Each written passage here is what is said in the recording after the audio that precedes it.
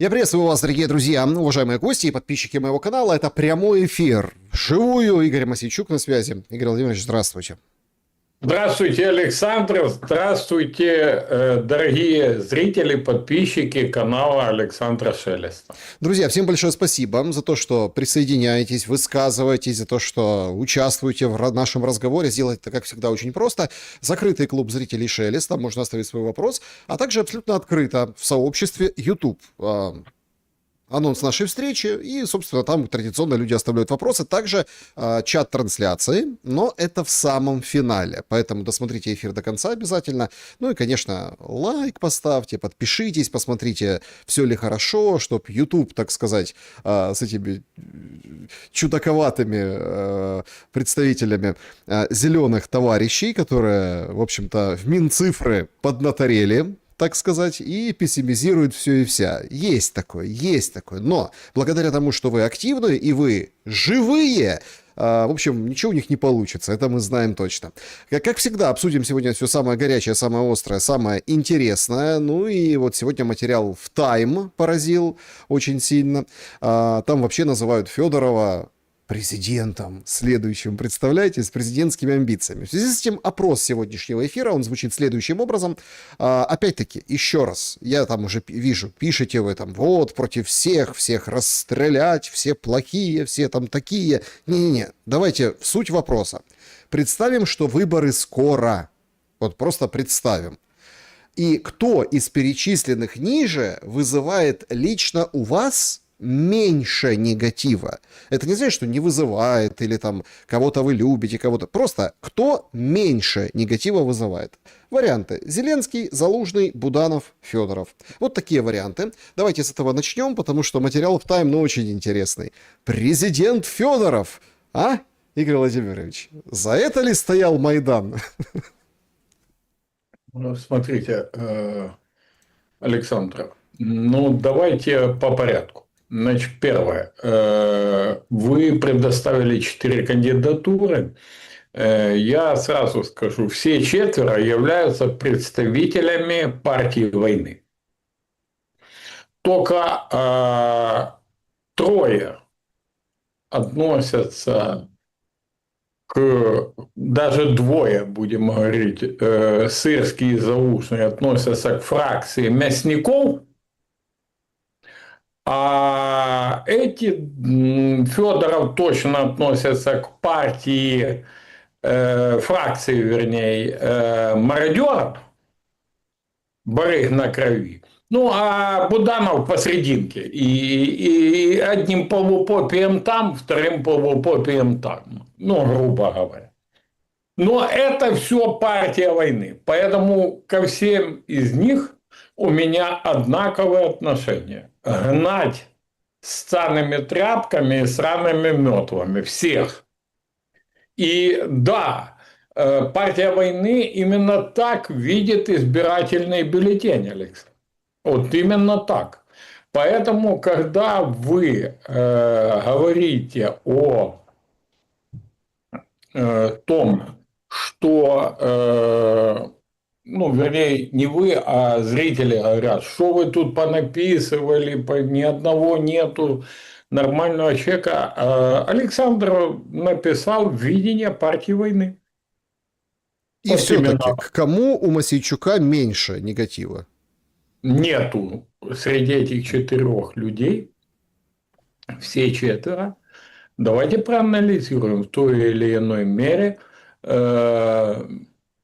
заслуживают на то, чтобы их действительно гнали с самыми тряпками, с самыми метлами. Давайте, пожалуйста. Сырский, Курская авантюра.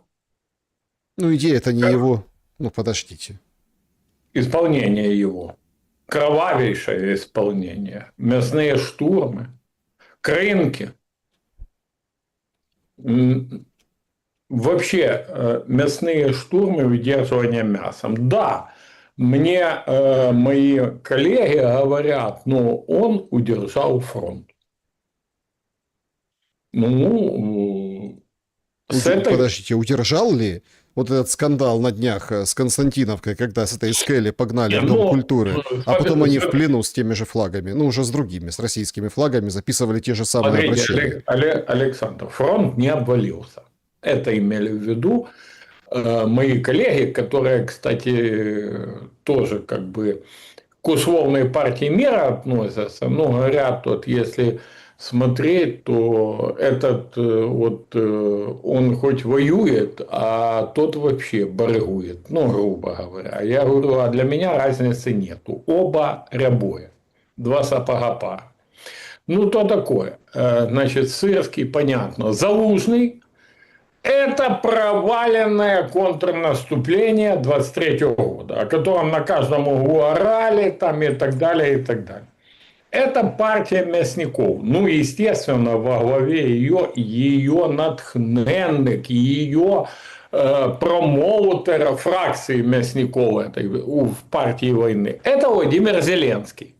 Он впереди, там на коне, вот в форме Наполеончика, вот, на каблуках, подборах и так дальше.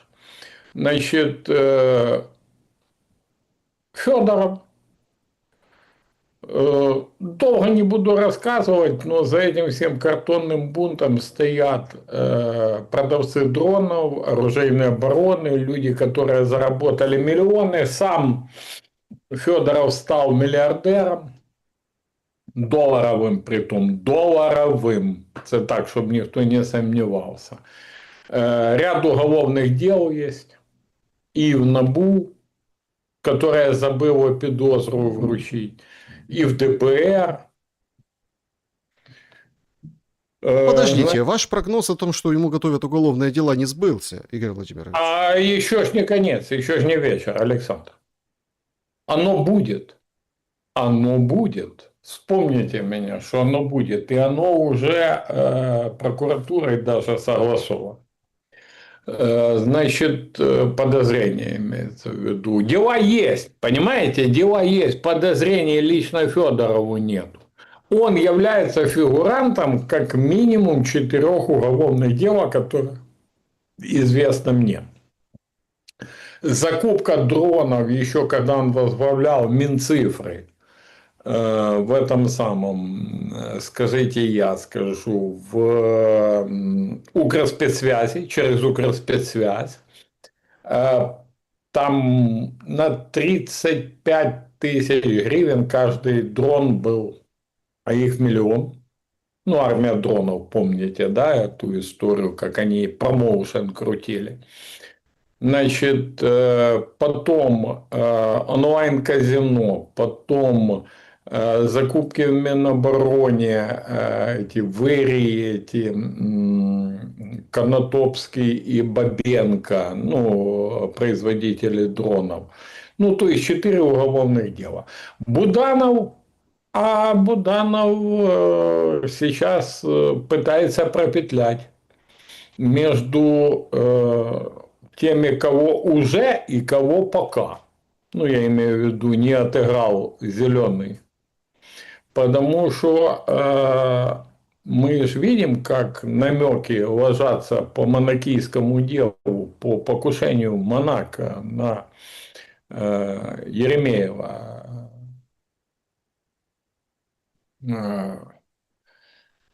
Вадима. Прямо говорят. Ермолаева, да. Ермолаева, извиняюсь. Еремеева да. это немножко... Это откуда у нас взялся наш этот красивый премьер-министр. Да. На Ермолаева. Вот. И там следы, они перебрасываются, они это покушение друг другу кидают, как уголек, ну, раскаленный, знаете, из рук в руки. СБУ, ГУР, СБУ. Вот, в конце концов, сегодня фотография появилась, где киллерша рядом с Зеленским. Он там награждал в подразделении, связанном с СБУ. А Ермолаев благодарит. Да.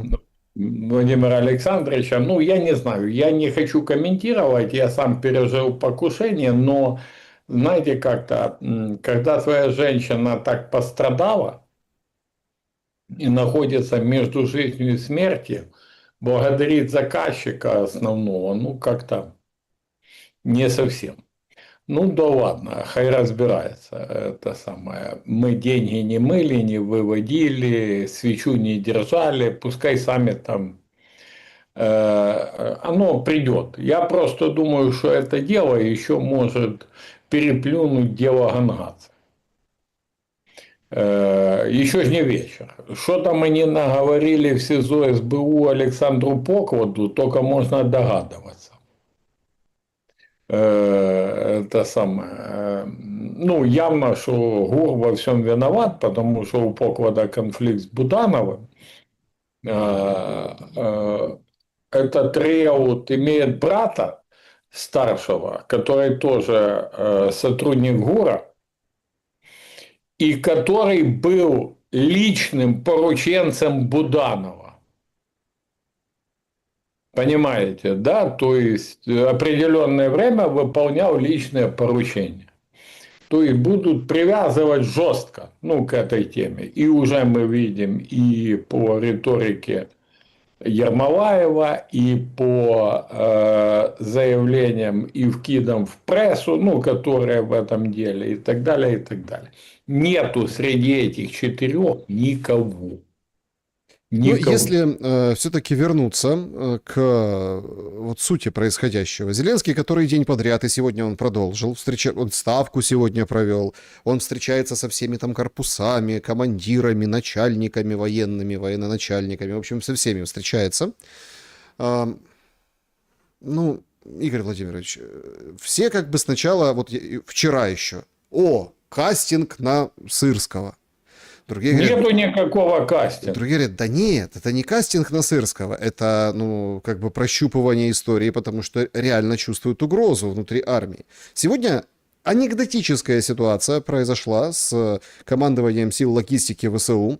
Они выкатывают пост и говорят, что елки-палки, да, то есть денег Минобороны не дает, вот это все такие все высокого полета дроноводы технологичные все. Федорова не называют, но он там явно подразумевается, что проблемы с логистикой ВСУ и у этого командования катастрофические, и как они там месяцами бьются, и, в общем, получают отворот-поворот. Потом этот пост удалили, и выходит спикер командования и говорит, пост был и будет. Это консолидированная позиция командования сил логистики вооруженных сил Украины. Значит, по его словам, в публикации командование пыталось фактами объяснить сложившиеся проблемы, но ее перевели в плоскость политического конфликта, а ВСУ типа вне политики и не могут становиться участниками вот этих политических споров, поэтому пост решили удалить, но готовы повторить свои претензии снова. За первые 6 месяцев ситуация с обеспечением ВСУ ухудшилась, несмотря на новые технологические решения, обеспечение, цифровизацию и громкие анонсы. Это сказал Шершень, фамилия спикера командования логистики. Слушайте, ну доходит правда, до смешного. Идет война, тут люди с этими картонками бьют по заднице Зеленского нарисованного, понимаете? Все как-то так вот разводят руками, играют в политику. Сырский или Федоров, Федоров или Сырский. А тут логистика ВСУ загибается. А они то публикуют, А то ПВО удаляют. не загибается, расстрелы Киева идут. Расстрелы, не обстрелы, а расстрелы. Надо попасть туда, пожалуйста. Вот туда, пожалуйста. И, ну, вы же видите, да, какое ПВО, нету ПВО. Александр, давайте во-первых, о природе этих картонок, побьющих Зеленского. Значит, первое. Мы имеем дело с первым цифровым бунтом. С использованием цифрового контента, с использованием искусственного интеллекта для прогревания, подготовки и заведения протеста. Мгм. Процентов на 95 в начале протеста информационно лилось все исключительно через ботов и искусственный интеллект. 5% это были люди, блогеры, известные люди, где-то артисты, где-то, ну, по-разному. Потом эта цифра увеличилась, то есть где-то до 15, ну, процентов. И сейчас даже, если посмотреть, это процентов 20 живых людей, все, что пишут, да, на тему картонок. И процентов 80 это сгенерированные искусственным интеллектом. Это очевидно, видно, и любой специалист, даже не будучи там глубоко, читая, лингвист, ну, поймет, где человек пишет, и, да и плюс профили понятные. Значит, с чем мы имеем дело? Когда Федоров был назначен на Минцифры, зеленая власть еще в мирной Украине поставила ему задачу создать армию ботов. Позже эта армия была использована еще и в других направлениях. Кто для рекламы казино, какая-то группа ботов, кто для рекламы этих моделей, как их называют, OnlyFans, да, шлюхоботы я называю. Это самое. Кто-то остался в политической истории, ну и так дальше. Как устроены эти ботафирмы? Колл-центры, заведенные аккаунты и искусственный интеллект, который работает и генерирует им по направлениям, ну, все эти вещи. Параллельно были колл-центрами созданы, этими жульническими колл-центрами, были созданы под контролем Федорова позитивные блогеры, миллионники. Ну, все говорят, ну как у Стерненко появился миллион? Говорят, а он же патриот, он же за страну воюет в интернете, да? Ребята, успокойтесь, узбойтесь. Колл-центры, в канал, который еще даже не назывался Лачен Пыши или Стерненко, додали массу людей, пользователей телеграммов с украинскими аккаунтами, ну, номерами телефона. Потом энное количество отвалилось. Ну, естественно, вот я, там, вы, возможно, еще кто-то смотрим, нас в какой-то канал добавили. Ну, зачем мне этот канал? Я работаю с информацией, естественно, я все удаляю, правильно? Ну, левое. А есть люди, которые держат. И вот эти люди накопились и получились каналы миллионники, люди там, кто читает, кто просматривает, ну, по-разному. Где-то подкручивают и реакции, и просмотры. Все это платно, все это хорошо, красиво делаются этими колл-центрами, ну, то есть полностью. Кстати, к примеру, вы, наверное, обратили внимание, очень обсуждался пост Анастасии Федоровой, супруги. Да. Причем такой очень, очень политтехнологический пост не в дугу, типа какие-то сумасшедшие, в общем, кумира тут возвели икону. Казалось бы, ну ты или что-то скажи, поддержи мужа, или там не комментируй этих картонки, эти Майданы, или ничего не говори. Ну, то есть какая-то странная была позиция. Оппозиция это было обычно, женщины. Ну, конечно, когда ты смотришь, а на улице стоят девушки 22-23 лет с картонками, а у меня овуляция, а я здесь. Я хочу ребенка от Михаила Федорова. Когда ты заходишь в соцсеть, а там на вашей семейной фотографии с твоим ребенком тебя вырезают, а себя вставляют, то, естественно, у женщины начинается нервоз, психоз, ну, назовите это как хотите. И появился этот пост. А я на него, знаете, как отреагировал? Я написал: уважаемая Анастасия, а вы попросите своего мужа не использовать для разгона информации и поддержки информационной этого картонного Майдана шлюхоботов. Потому что они заточены под сексуализацию. Не боты сами, искусственный интеллект заточен, который пишет от них посты. И эти посты сексуализированы. Какой Миша прекрасный, какой... Ну, я видел эти посты такие. В результате использования была поднята женская энергия, которая выплеснулась в эту историю, которая ударила по темечку Анастасию. Но мы имеем дело со страшными вещами, с цифрой, с искусственным интеллектом, который направлен и это сам.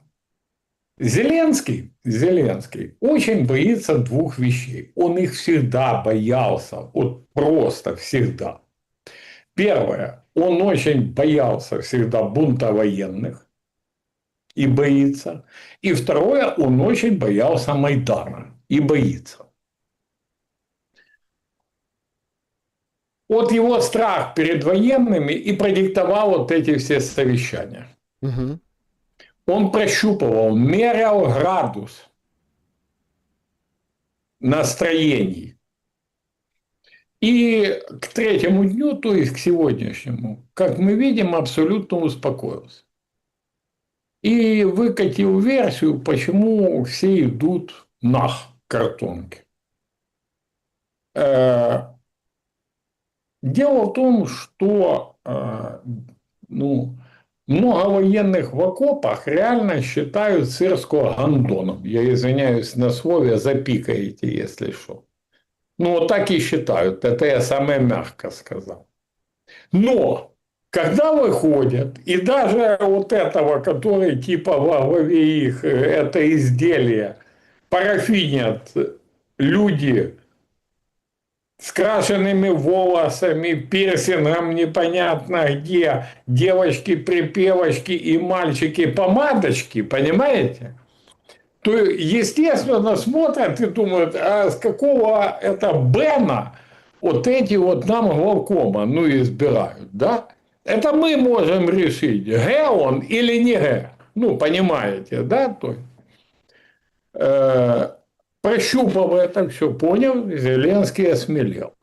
Потом изучил природу самих протестов. Мы видели, сколько там ходило и депутатов, и людей, интервьюеров, да, ну, которые прощупывали, снимали температуру, градус. Когда поняли, что эти картонки ни о чем, что их двигает искусственный интеллект и несколько десятков людей, этих же позитивных блогеров, ну и им подобных, и там успокоились. Более того, вчера прошла новость, очень так незамеченно, да, прошла, о том, что Генеральная прокуратура, хотя сам генпрокурор об этом написал, вручила второе подозрение, объявила второе подозрение, вручила Назарию Гусакову. Хочу напомнить, это инвалид, больной на болезнь СМА, серьезнейшая болезнь, под лечение которого было собрано, ну, то, что доказала прокуратура, я думаю, больше, $4,5 миллиона. А дело в том, что почему я вспомнил это в привязке к картонкам, а дело в том, что именно позитивные блогеры из пула Федорова и раскручивали этого Гусакова. А там, как вчера сообщил генпрокурор, связи установлены между этими счетами электронными, криптокошельками, всем-всем-всем. А его пиарил Миша Ткач, который вчера вел эфир там с оппонентами, да, это на «Украинской правде». А его пиарил Стерненко. И Ну, во-первых, обратите внимание, эти умалишенные, которые выводили людей, и их кукловоды, выводили людей против увольнения Федорова, которое было решением исключительно одного человека, ну, Зеленского. Ну, сегодня пишут, что это Ермакову Нет, надоумил. нет, подождите, там то, что был Ермак, Арахамия, убеждали, да, но решение же принял Зеленский. Так вот, они же вышли, они вышли против этого решения, но потом поняли, что это ж будут бить больно. И не по картонной попе, а по самой, что ни на есть настоящей. И могут бить раскаленным прутом, а могут и всунуть, присунуть, так сказать, и очень не понравится. И они и переключились на Сырского. Вы же помните первый день? Там что Сырский был, не было. Потом они поняли, что сейчас будет ответка, и все, и переключились. Так а чего Сырский извиняется перед Альбертовичем? Не, ну это фигура речи. Это извинение, фигура речи. Он хочет показать себя выше процесса, выше противостояния и так далее, и так далее. Смотрите, тут другой момент.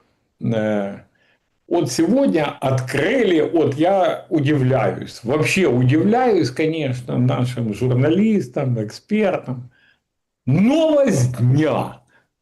За увольнением Федорова стоял Арахамия и Ермак. Да, для вас это новость, Александр. Я это знал до, что это прорабатывается. Знал во время и знаю сейчас. А у них почему-то это новостью стало. Если для вас это новость, то ваши прогнозы и ваша аналитика ломаной копейки в базарный день не стоят. Ну реально, ну вы что, издеваетесь? Это знают все. Это знает весь парламент. Это обсуждалось везде. Все знают, что Ермак под кроватью или в кровати, я не знаю, где он там сидит. И все знают, как укрепился Давид Арахамия. Все знают, что по некоторым людям у них ситуативный союз возник, хотя они друг друга и ненавидят, ну, как раньше. Как это влияет на войну все? А на войну? А очень просто. ППО нету, продвижение имеем, 12 километров до Славянска, Сумы накрыты оптоволокном, на ставке сегодня обсуждаем, вы помните, как все писали, орали, Мосейчук, агент Кремля, предсказывает, что могут по Черниговскому направлению дойти до Киева дронами доставать. А что сегодня обсуждали? Там что, на ставке агенты Кремля сидят у всех? Ну, они же именно это обсуждали. Я же правильно понимаю сообщение Зеленского, Генштаба, правильно? То есть, оказывается, таки да. Понимаете, поэтому война продолжается. И продолжается следующим образом. Россия продвигается, продавливает.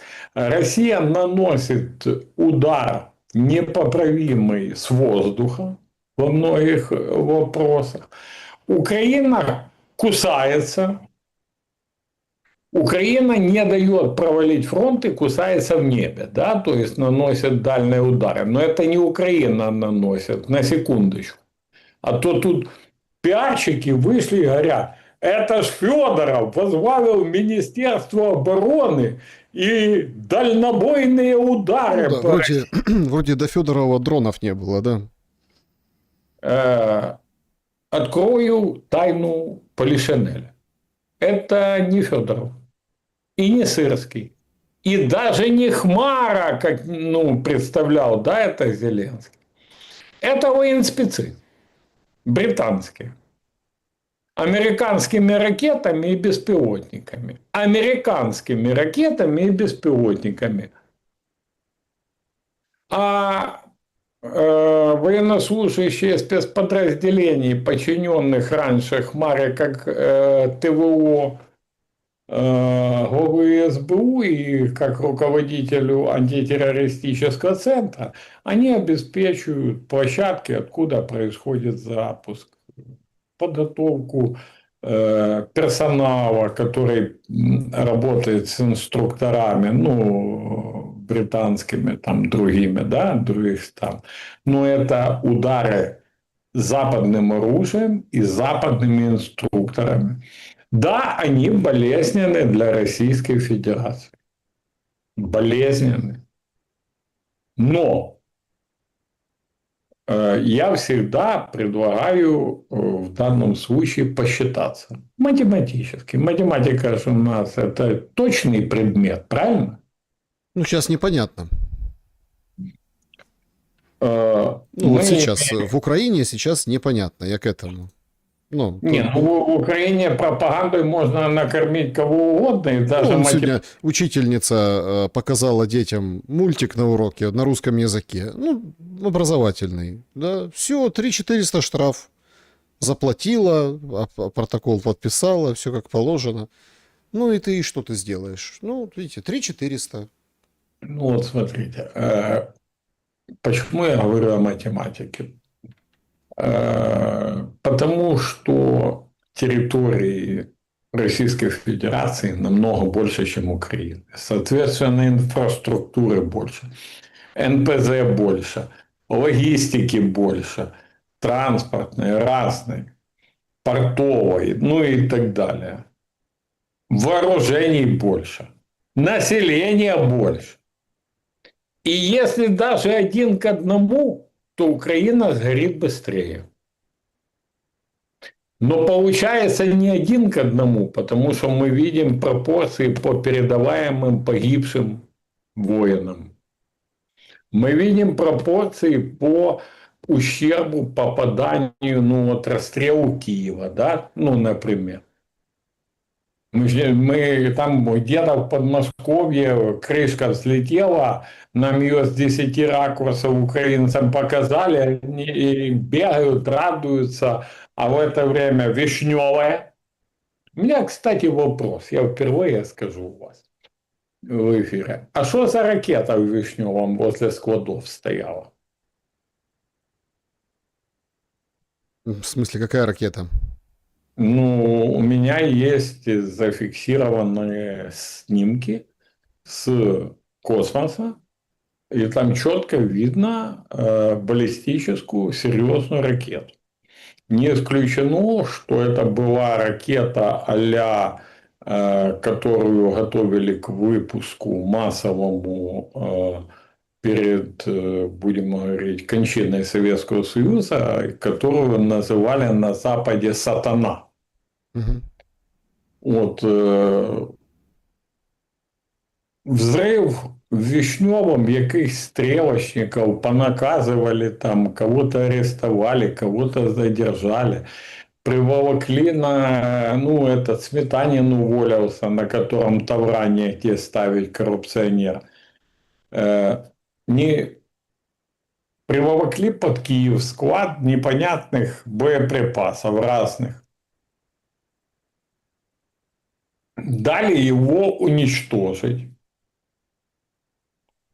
Притом там боеприпасы не только для ППО хоть логично, да? Киев защищаем, снаряды, да, привезли. А что там делали бронебойные снаряды? Ну, от кого? Короче, вопросов по Вишневому будет еще много-много и много. Ну, это же не одно Вишневое. Мы видим луч Артема, химволокно. Ну, то есть мы видим массовое уничтожение точки сбора этих самых дронов, хранение взрывчатки между жилыми домами, которыми дроны, ну, оснащаются. Потом там такие получаются, вроде бы дрон прилетел, а вырва, вроде бы атомная бомба взорвалась от взрыва. Да. Это Ну, плюс самое. еще знаете, что мы видим? Это нужно добавить. Сегодня Минобороны Российской Федерации заявила о том, что по портам Одессы, Черноморска, Николаева, по судам били. Значит, поражены «Балкер» и 2 сухогруза. Это дает Москва, да? И с заявлением, что это задействованы были они в интересах ВСУ. Киев говорит, что это гражданские суда, мол, гражданские суда. А, На море, ну там еще посла, не посла, а там временные поверенные в Индии российского вызвали в Индию, потому что погибли там в момент прошлого 4 удара индуса. 4 индуса. То есть мы видим, что ну, это достаточно серьезно затрагивает ситуацию вообще в Черном море, и это бьет по Украине. Нам просто говорят, что мы такие, нам не больно, ничего не будет, а это бьет по Украине, это бьет по логистике, это удорожает все, и ну, ходить просто никто не будет в украинские порты, потому что риск обстрела. Вы помните 2-3 недели назад, как все радовались, когда в сухогрузы попадали дроны Мадяра, птахи Мадяра? Да, Азовское море было раньше, по-моему, немножко. Да, теперь прилетела ответка. Черное море превращается в зерновой арбуз. Зерно не выходит с Черного моря. Ни российское, ни украинское, ни это самое. Ну, если российские по железке там или автотрассы, ну, можно в глубину, да, оттянуть из каких-то портов отправлять, то Украина имеет одно место, одну точку выхода в море. Одессу. Ну, то есть Одесский регион.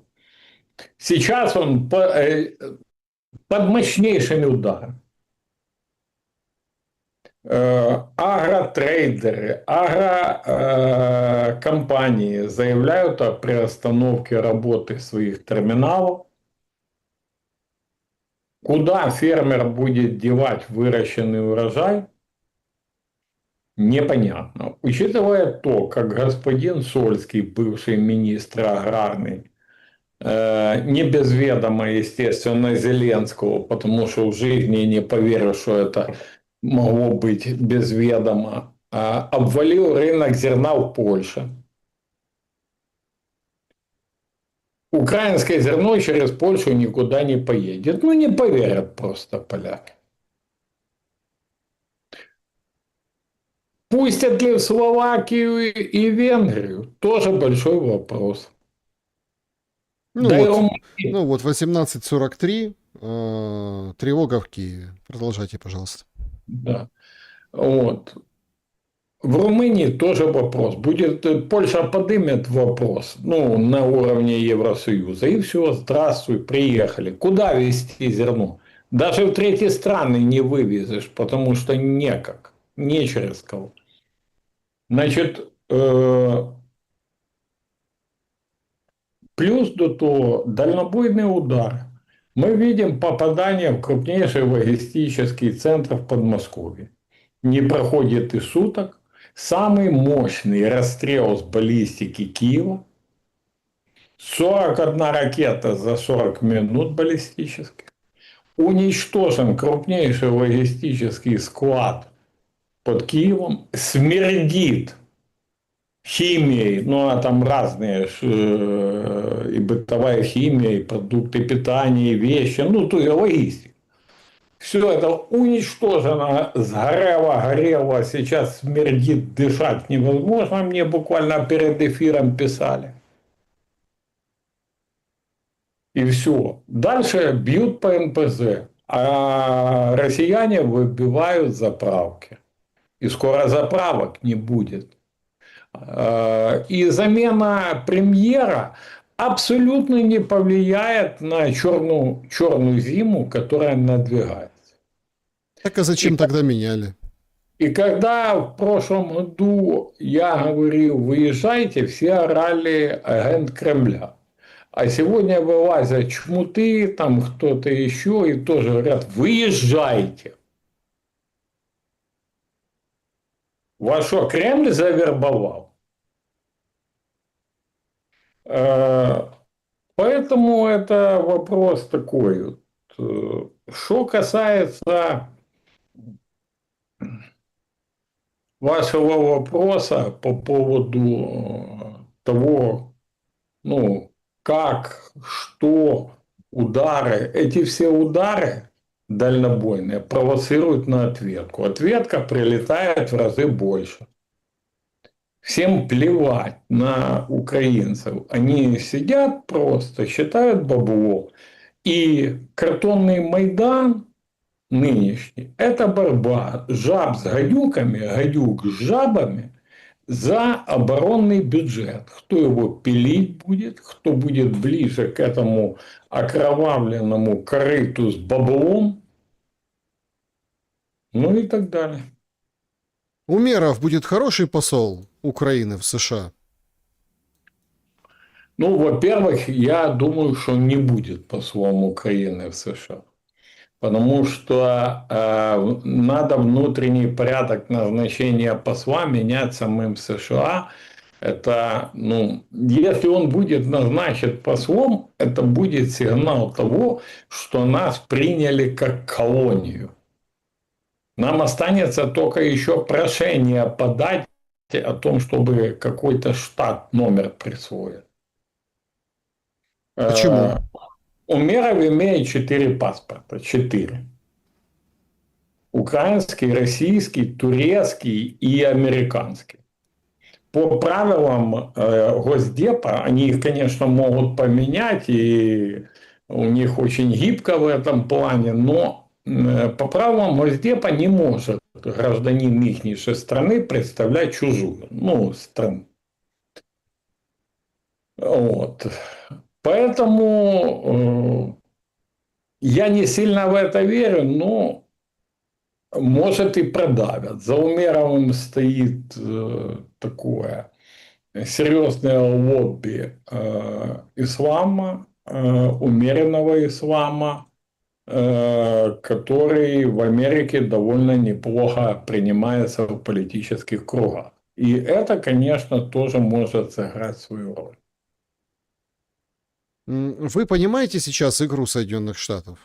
Выходит, вот сейчас приходят новости, Трамп выходит и говорит, что, короче, с Ираном ничего не будем заканчивать, это все это самое, будем продолжать, Ормуз бомбить и так далее. Я почему такой вопрос задаю? Потому что пока, по состоянию на момент нашего эфира, в Иране будет надолго. Но уже как-то пишут о том, что глава ФБР Патель поедет в Москву. А со стороны России тоже звучат, ну там разные звучат заявления, там Пескова и так далее. То есть вроде как, ну, никто не отказывается от переговоров и договоренностей, только их нет. Ну нет, на уровне Европа, Россия нет, а США, видите как, не до того. Прислали вот послицу новую, но она тоже временно поверенная, она не назначенная. Неполноценный посол, да. Ну, посмотрим. Все равно уже хоть кто-то есть, уже хорошо, понимаете? Роль Соединенных Штатов Америки сейчас какова? Тем более, что вы так, конечно...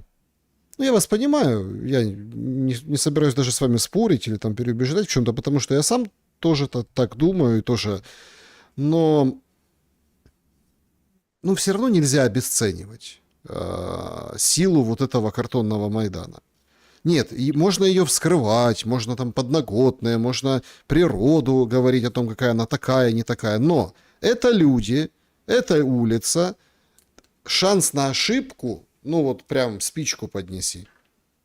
Абсолютно с вами согласен, недооценивать нельзя. Более того, давайте скажем честно, все основные разведки мира, стран, которые задействованы в той или иной качестве в войне в Украине, да, они держат ухо востро, взгляд зорко направлен на этот картонный Майдан.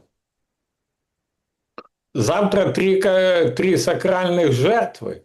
Послезавтра пылать будет и происходить совершенно другое. Мы же уже один Майдан с ліхтариком мы бачили. С фонариками же видели, да, как песенки пели. Кастрюли на голове носили. Дальше, чем кончилось, все знают. Поэтому я не недооцениваю. Я о природе, ну, собственно, и целях, да, тех, кто вывел. Но опасность от него, естественно, есть. Плюс до того, мы видим сумасшедшую поддержку информационную, по крайней мере, со стороны глобалистов, со стороны вот этой всей публики. По изданиям видим. Как риторика изданий об увольнении Сырского, о поддержке, какой Федоров облизали, обцеловали, ну и так далее, и так далее. Есть же это? Есть. Поэтому недооценивать этого нельзя. Что касается Американцев. американцев, то они же тоже делятся как бы на две категории. Там сегодня Есть, блогерша приехала, Лоурен. да, есть те, кто танцуют под ручку с глобалистами и Зеленским. Это, как правило, представители Демпартии, структур там USAID, ну и так дальше. Да? Есть, которые придерживаются администрации Трампа. А по ходу администрация Трампа заняла позицию такую. Нам надо ползти. Нам не надо говорить, что Украина там где-то не права, надо наоборот говорить, мы поддерживаем, ну, душить в объятия, но с историей надо ползти, с переговорной историей и так далее, и так далее. И вы видите, даже россияне уже говорят, мы не совсем рассматриваем как посредника Америку, да? А это что? О чем это? А это, кроме всего прочего, говорит о том, что дают возможность отползти. В ссору я не верю, потому что, с одной стороны, Патель в Москву, да, а с другой мы не видим объективного посредничества. Как это? Все они видят, просто они подыгрывают.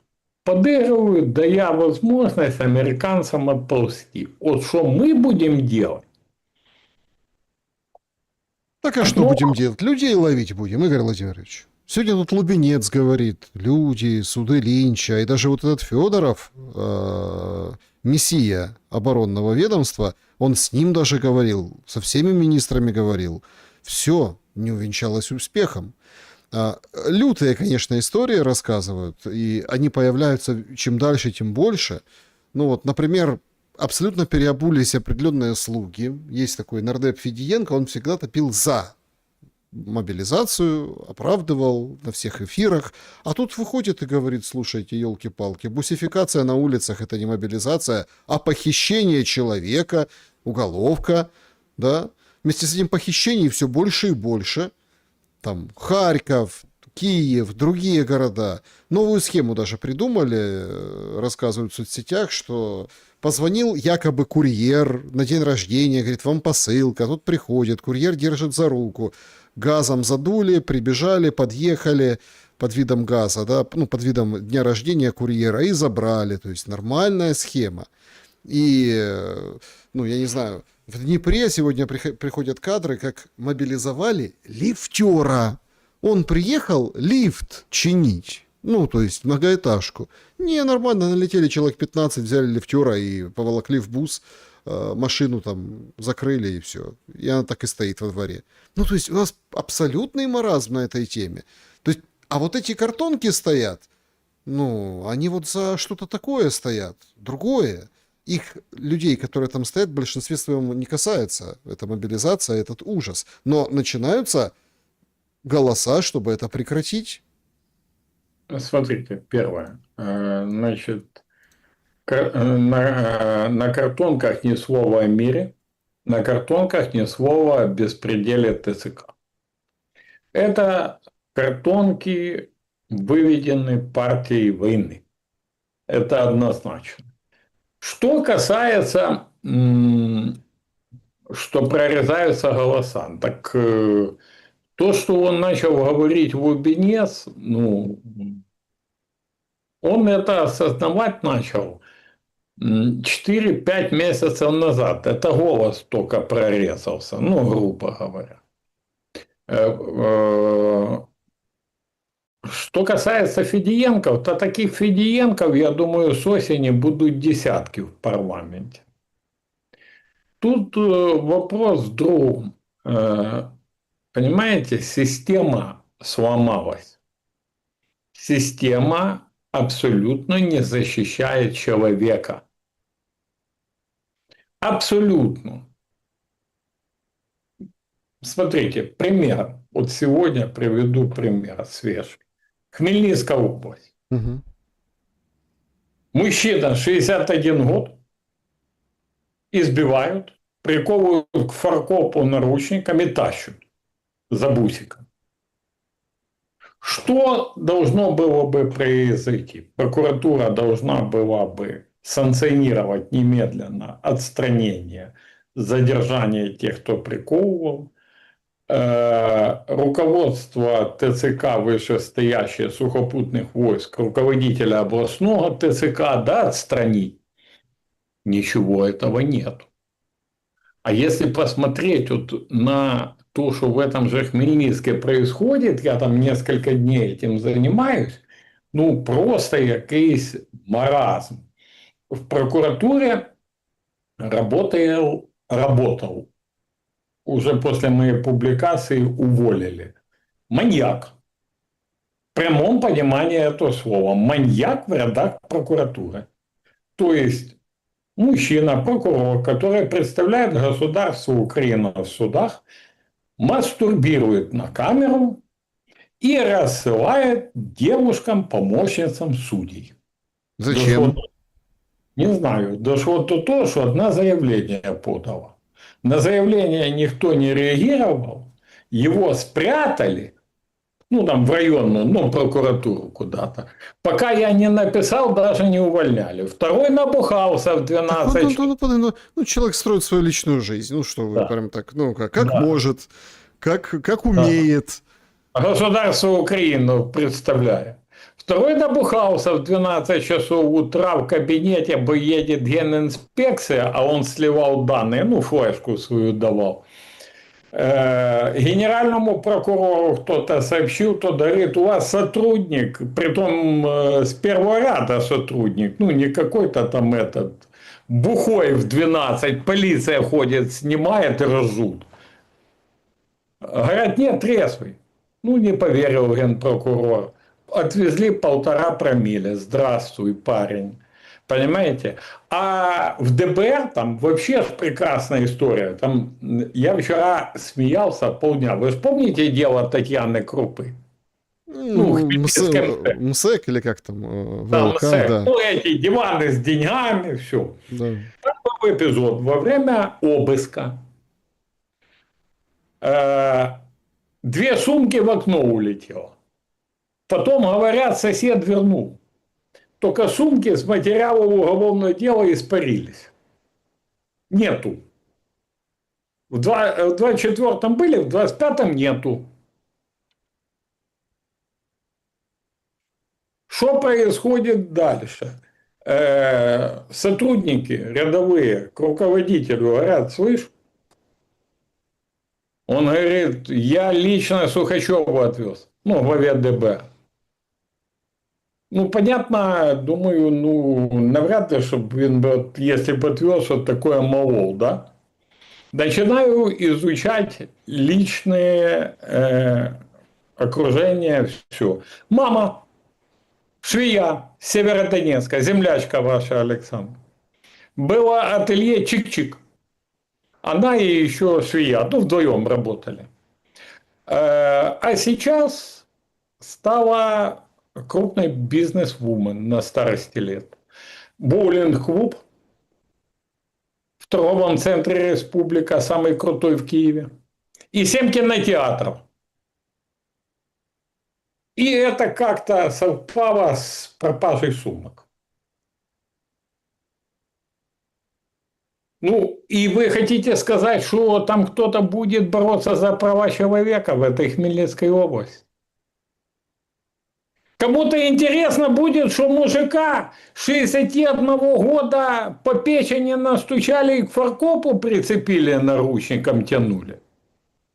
Ну, или в Скале пытался убежать через туалет, застрелили, и все в шоке. 30 лет парню было. Ну, ну, ладно, там убежать пытался. А стреляли вы в него, чего? Ну, Ну, стрелять зачем? понимаете, ну как эта правоохранительная система может защитить права человека? Да никак. А вот смотрите, мы сегодня как бы вот так вот... я вижу непонимание зрителей там по поводу выборов. Там. Ну, давайте так. Хорошо, а каким образом это все менять? Ведь, ну, там, передергивающего прокурора вместе с там, это же... Так уволить можно, да. Да, ну это безумие, оно закручивается еще более плотные спирали. Оно еще как по нарастающей, как снежный ком. Люди сходят с ума. Причем, начиная там от того, что там бухают беспробудно, ну, как вы приводили примеры, да, заканчивая, ну, что вообще просто ну, на голову не напялишь. Сохранять самообладание уже ну, очень тяжело. А других нет. Ну, других, кого можно было назначить или что-нибудь там, как людей, которые там чего-то меняют в системе. Понимаете? Ну, Лубенец, ну, вышел в эфир, там, поговорил про суды Линча, про то, что... Александр, ну, а он же ничего не меняет. Александр, смотрите, в систему власти, в институты власти, если нет возможности украсть быстро и убежать, никто работать не придет и не идет.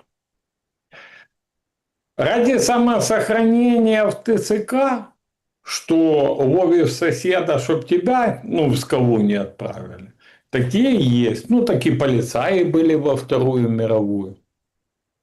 И хлеб во время голода большого кто выдавал? Это ж не с Петербурга большевички приехали и знали, где кто хлеб прячет. Не-не, свои водили и показывали. То есть, ну, поэтому в нынешнем состоянии государство требует полностью ампутации таких вредных институтов, как ТЦК. Я считаю, ТЦК должно быть признано преступной организацией. И все, кто работал, сотрудничал и так дальше, включая тетушек, ну так называемых, должны нести ответственность в дальнейшем. Ну и очищение, ремонту эта система не подлежит. Ее надо сносить и выстраивать с нуля. А это не ремонтируется, не восстанавливается. Ну, вы же видите, сегодня прилетело в Черниговское ТЦК. Админ здания. ТЦК попали. Но это все маскируют, потому что люди очень... Радоваться начинают. Ну, правда, они очень по делам вам, мол, ТЦКшники. У нас серия сейчас обстрелов ТЦК начинается. Ну, она уже была, сейчас будет дальше продолжаться. Понимаете, восстание, Сыховское восстание во Львове. Вот многие зрители, кто не со Львова, они не понимают ситуации. Сыхов район, это самый патриотический район Львова. То есть там люди, которые действительно болеют за страну, там футбольные хулиганы, которые первыми добровольцами шли, все. Ну вот так вот достало. Вот так достало. Титушки, откупляться от ТСК. Ну, потому что ничем же Львов сильно не отличается от Хмельницка, Киева, ну и так далее. И ребята вышли, наваляли ТСКшникам. Чем закончилось? Была дана команда спустить всех и вся, заставить извиняться для того, чтобы унизить, для того, чтобы сломить и не допустить в будущее. Ну, я скажу, что события на Сыхове – это черный лебедь. И это Врадиевка 2.0 для нынешней власти. Она повторится обязательно. И там уже будут стрелять. Так что, как надпись на картонке «Верните Федоровича», Понимаете, я ж не отношусь к тем, кто хотел бы вернуть Федоровича. Я хотел бы вернуть время вспять. Возможно, даже еще и до Федоровича. Я вообще, честно, вот, ладно, уже зацепили. Я вот недавно общался там с несколькими коллегами тоже и обсуждал такую ситуацию. Смотрите, со времен Кучмы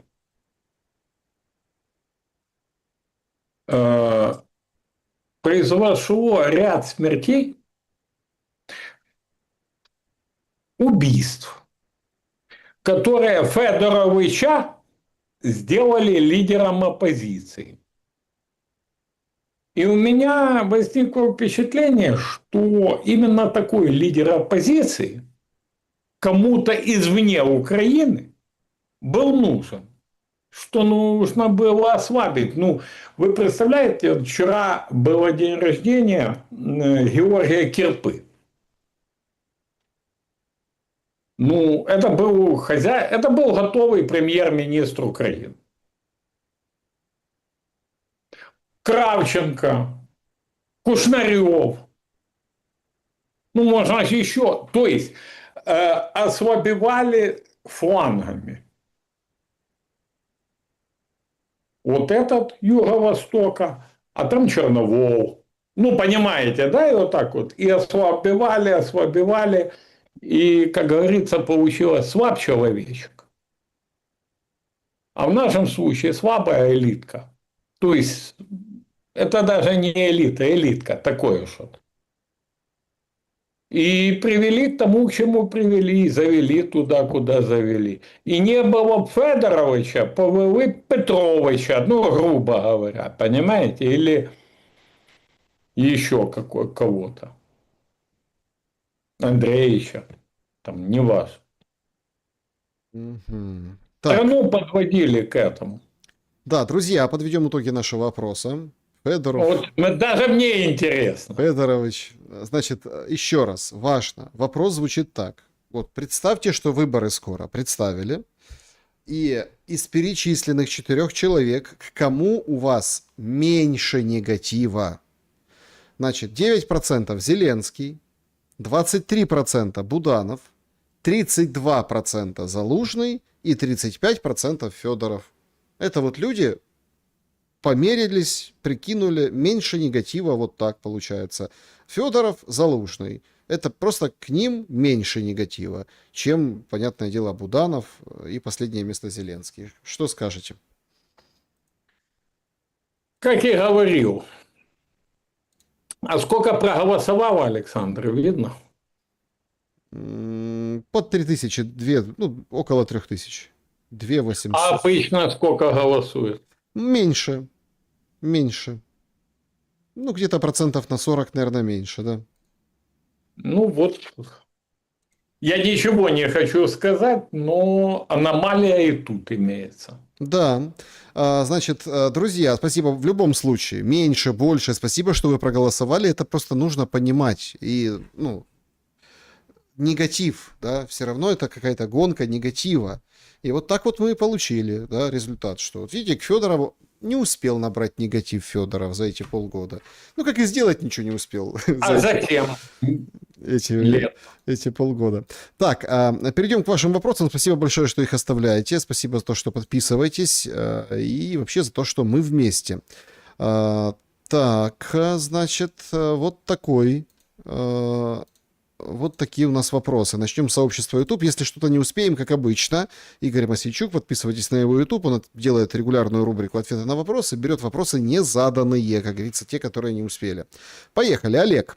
В украинском обществе уже прочно образовался обособленный кластер ТЦКшников, которые почувствовали и деньги, и власть. Игорь Владимирович, учитывая коррупционную вертикаль, но все же, если представить невероятное в виде поступления приказа сверху о резком прекращении бусификации подобных преступных действий со стороны ТЦКшников, выполнят ли этот приказ или уйдут по инерции в атаманщину в виде вооруженных банд вне закона, так как не представляют уже другой образ жизни? Значит, смотрите, первое. Если будет будет такой приказ сверху, и их не будут отлавливать люди на улицах, то жирные крысы, те, которые сидели на коррупционных потоках так серьезно, там руководители от средней и выше, да, там звена, они покинут страну. При том, как крысы будут, даже не заметим как. Каждый побежит в какое-то Марбелья или другую нору, где он купил что-то его супруга и его мама за границей.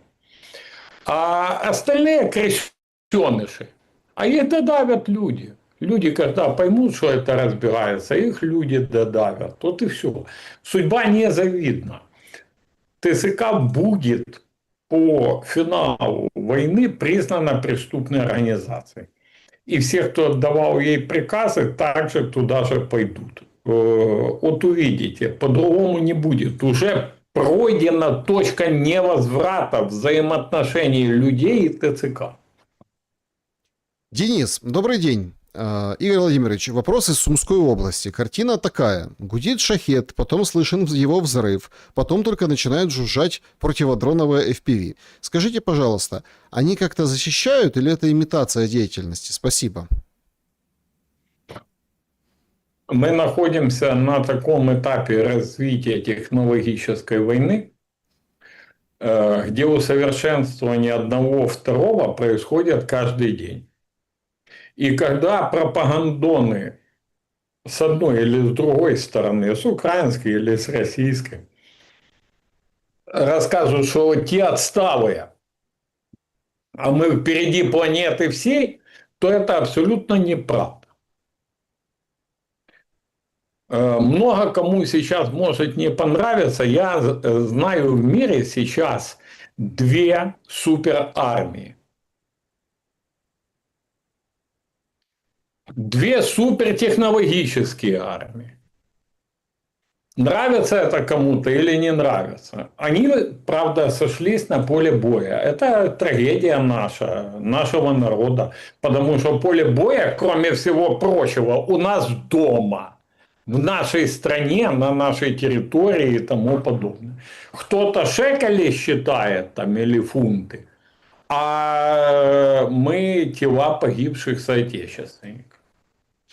Да, безусловно. Так, если бы Федоров вышел на Майдан, интересуется пользователь с ником Петров, и попросил бы людей разойтись, народ ушел бы?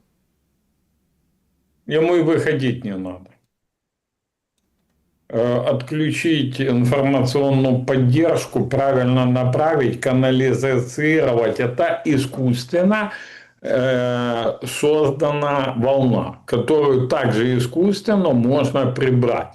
Там нету стихии. Почему я говорю, что страшно, чтобы не вмешалась третья сила, разведка чья-то, ну и еще кто-то, и не спровоцировали то, когда уже ни Федоров, никто не повлияет на исход. Мы уже это проходили. И повторять это вот нельзя. Еще один момент. Федоров вышел куда-то, что-то. Да, вот даже голосование на канале уважаемого Александра показывает, что либо искусственно, либо по незнанию, кто такой Федоров. 7 лет человек при власти. 7 лет человек набивал карманы баблом. Все колл-центры с его ведома созданы. Все эти самые онлайн-казино работали, делясь с ним. Закупки, когда пришел Минобороны. Платежные системы. Системы ДИА. Все это делал этот человек, они из него лепят Бога. Голобородько 2. Мне говорят, какая идеология у Федорова? Говорю, слуга народа 2.0. За все хорошее против всего плохого. Потом назовется каким-то анархистом, либертарианцем, неважно. Это уже не будет иметь никакого в дальнейшем значения. Мы имеем дело с технологией. Более того, Если там технология в случае Зеленского была артистическая, с использованием теле и так далее, тут мы имеем дело с технологией совершенно цифровой, искусственного интеллекта и так далее. Лина Востроилова, вопрос. Страна есть, государства нет, ибо Конституция на паузе, а могут забыть снять с паузы. Или страну продали и предали, треть у русских, поляки и венгры на старте, полстраны съехала, промышленности нет, государство будет жить на доходы от штрафов мовных патрулей, или прилетят марсиане и все наладят. Наивных бедных украинцев сколько еще ждет разочарований? Страна продана, вы абсолютно правы. Не правы вы, правда, в бенефициарах. Россия, понятно, ну, тут линия разграничения есть, тут все ясно. А вся остальная часть находится в колониальной зависимости от финансово-промышленных групп и стран, которыми они управляют. И Польши, и Венгрии среди них нету. Это если разрешат Польше и Венгрии эти группы, то тогда, возможно, да. Но пока нет.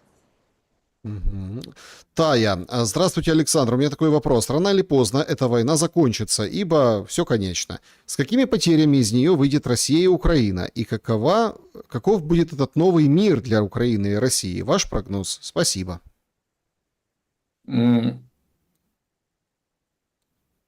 Исходов войны может быть несколько. И говорить сейчас тяжело. Давайте я не буду о России, давайте я о Украине. Украина под угрозой существования. Под угрозой существования как страна, а украинцы как народ. Возможен вариант поглощения России. При тотальной войне, которая происходит, это все равно приведет к полному размытию народа. Ну, то есть просто людей, вы же видите, что не остается. При том, что если война еще будет продолжаться несколько лет, и даже Украина территориально с названием «территория» сохранится, народа не будет. Опять же. Опять же не будет народа. И опять же будет размытие, заселение инородцами и так дальше, и так дальше. К сожалению, перспективы очень плохие. Единственная перспектива – это остановить войну в ближайшее время. Пока предпосылок к этому, к сожалению, нету. Есть. Есть люди, которые хотят этого, но предпосылок... По Фрейду оговорочка, Игорь Владимирович. Ну, по Фрейду, так по Фрейду, Александр. Перспективы есть. Есть, если будет сменена власть, потому что партию войны надо смести всю, от начала и до конца. Должна к власти прийти условная партия мира.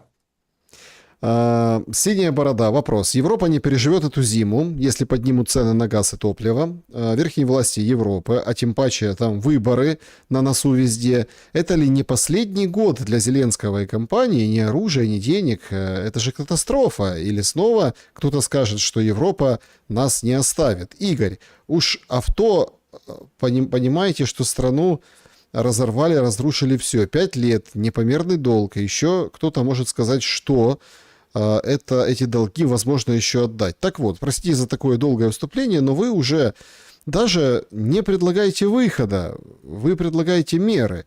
Это почему? Потому что вам понятно, что бричка уже лежит в пропасти. Отреагируйте на аргументы мои, пожалуйста. Благодарю, Александр. Всем добра.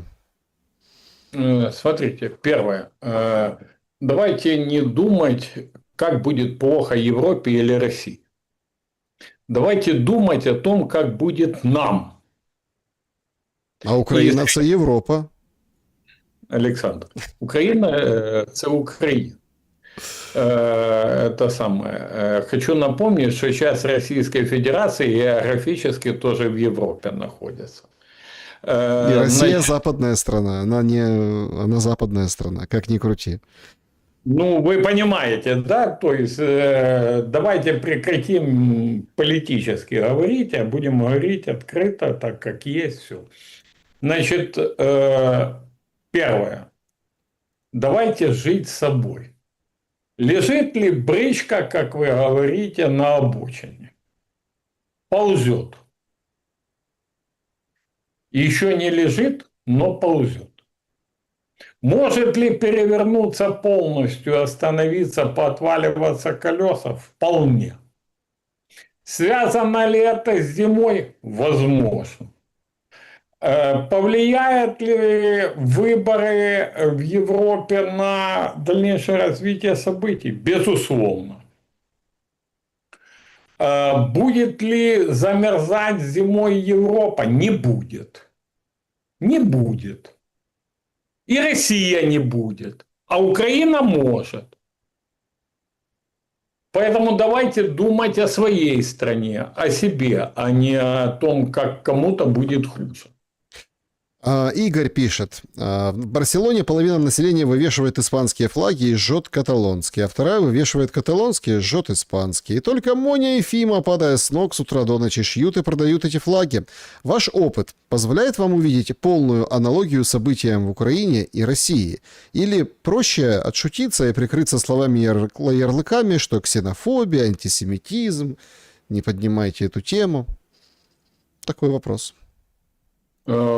Ну, вы абсолютно правы. Вы абсолютно правы. К сожалению, так и происходит. Третья сила делает гешефт на войне Украины и России. Выигрывает Россия от этого? Нет. Выигрывает Украина от этого? Нет. Зарабатывает ли эта третья сила на этом гешефте? Да. Мгм. Так, значит, давайте заглянем еще в чат трансляции наш. Спасибо большое за то, что мы здесь. Вот такой вопрос. Хороший, кстати, люблю тоже такие вопросы. Варвара спрашивает. Здравый рассудок– это помеха в жизни, Игорь Владимирович? Нет. Но иногда да. Так, а зачем Украине много народа? Трактор заменит многих. Ну, там останется немного для того, чтобы офис помыть. Вот такая реакция. Ну, знаете, циничная реакция. В Украине, а зачем России много народа? А там тоже сокращение рождаемости и всего. Ну, чего? А я считаю, что каждый народ имеет право и должен развиваться, каждый народ, на своей земле так, как хочет он, а не как регулирует какая-то некая сила, которая на этом зарабатывает, дает трактор и тому подобное. Не белый господин точно. Угу. Значит, вопрос. Как видит Мосейчук избавление от кураторства Запада? Кто может стать независимым? Незалежность можно только завоевать, и никто на блюдечке не преподнесет, как вы преподносите. Смена– это пшик. То есть смена власти будет пшик. Смотрите, в любом случае без смены власти ничего не будет. Второе дело, на кого сменить власть. И если сменить на людей, которые готовы вести серьезную политико-правовую борьбу за возврат государственного суверенитета, который продан предшественниками, и это факт, тогда все может быть. Посмотрите на Грузию. Ну, посмотрели на Грузию, особенно с этим скандалом, с поломанным. Украинка, кстати, уроженка украинки, получила в нос вот это вот митинги. Черти шо устроили, честное слово. В этом пятизвездочном отеле. Ужас какой-то. Мы умеем. Ой, так, Стелла, вопрос. Как видит Мосейчук избавление... это было, простите. Вот вопрос. На кого работает Гордон, спрашивает Сергей. Он себя бессмертным считает? На кого? на кого скажет спонсор. Главный спонсор проекта «Гордон» на сегодня Ренат Леонидович Ахметов. Если бы завтра у вас появилась возможность разом отправить короткую по тексту мысль в головы абсолютно всех украинцев, какой бы она была? Друзья, давайте остановим безумие и вернем мир на нашу землю. Хорошая точка нашего сегодняшнего эфира. Друзья, всем большое спасибо, что посмотрели нас вживую, будете смотреть в записи. Поставьте лайк, не забудьте, подпишитесь на Мосейчука. Игорь Владимирович, благодарю за время и мысли. Спасибо вам, Александр. Спасибо нашим уважаемым зрителям. Друзья, поддержите канал Александра Шелеста лайком, репостом, комментарием, подпиской обязательно, если есть возможность, донатом. И будет вам счастье, и будет всем нам мир. И будем жить, друзья. Берегите себя, добра и света.